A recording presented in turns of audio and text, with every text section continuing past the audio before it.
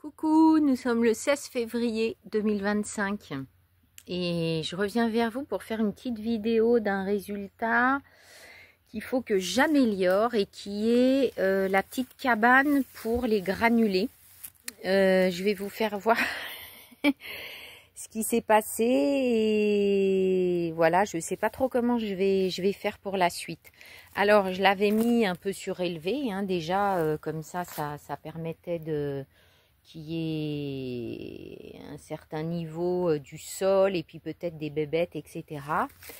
Mais il y a quelques temps, je prends un sac de granulés et là, je sens de l'urine de petites bêtes. Donc, je ne sais pas ce que c'est, mais ça sentait très fort.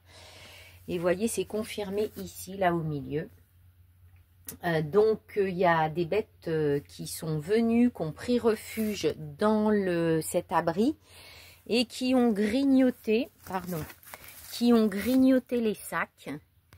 Voilà, donc j'ai fait un petit tri, mais je vais perdre 3-4 sacs sur l'ensemble. Bon, c'est pas énorme.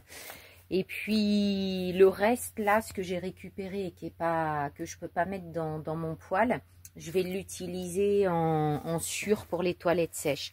Mais bon, ça revient cher quand même la sûre pour les toilettes sèches. Bref. Donc, si on rentre un petit peu, donc vous pouvez voir, il y en a vraiment partout. Il y a 2 sacs qui se sont déversés. Et le sujet, c'est comment je vais faire en fait pour isoler. Parce que je pense que je vais repasser une commande. Là, j'en ai trouvé des pas chers du tout. Et du coup, il me reste que ça. Il fait encore froid ici.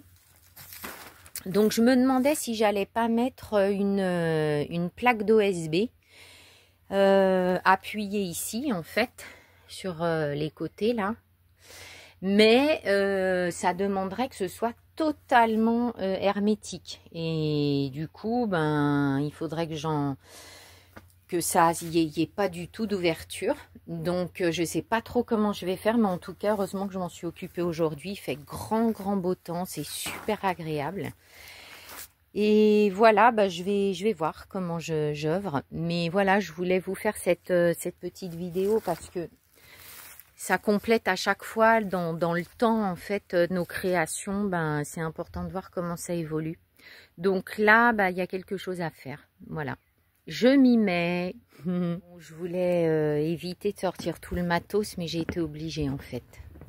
Donc c'est bien parce que j'avais une plaque d'OSB qui est à peu près de la taille de l'abri, mais il faut absolument que je mette voilà, quelque chose sur le côté et aussi que je renforce en fait entre l'OSB et le support ici, parce que sinon la planche avec le poids elle va vraiment être incurvée, hein, et puis à un moment donné ça va pas aller. Donc il y a ça, et puis au fond là il va falloir que je trouve un tasseau ou quelque chose pour mettre là, et du coup après ce sera complètement hermétique en bas, en tout cas pour les bébêtes. Après j'espère que ça montera pas en haut parce qu'en haut tout est ouvert, mais normalement ils vont pas pouvoir monter, je pense pas, hein, à moins de passer par là encore, vous voyez. Donc bon, je vais voir, mais il faut laisser de l'air aussi, et donc ça c'est important. J'ai cru que j'y arriverais pas parce que ma visseuse est vraiment out. Les batteries, en fait, elles sont trop vieilles. Donc, ça commence à être très difficile. Alors, voilà, je vais juste vous faire voir. J'ai mis des tasseaux de renforcement.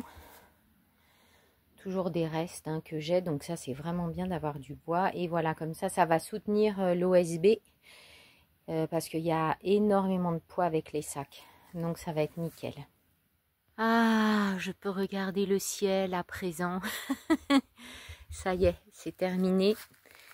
Et j'ai vraiment fait ça au mieux avec tous les petits trous qu'il y avait. Et puis je suis allée jusqu'au bout là pour boucher ici. Parce que en fait il y avait encore un trou. Et les petits loirs ou autres peuvent vraiment se hisser partout. Donc je suis très contente de l'avoir fait parce que c'est vrai que ça m'a pris quand même un peu de temps.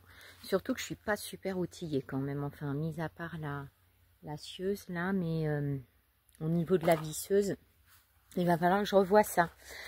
Donc voilà les amis, je vous dis à très bientôt pour une autre œuvre dans le jardin peut-être.